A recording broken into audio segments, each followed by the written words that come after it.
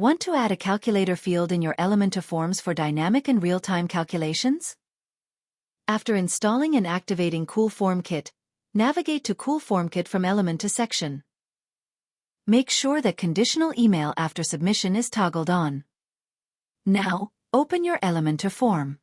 Let's say I want mail to be sent to different departments according to the selected inquiry type.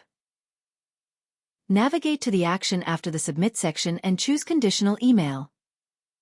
A new section labeled Email Conditionally will appear. Now enter all the required details like subject, message, CC, BCC. For condition, toggle on the condition. Enter the field ID of the form field that will trigger the condition. You can access the field ID from the advanced setting of form field.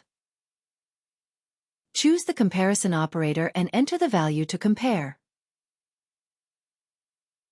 After satisfied with all the changes, publish the page and preview it.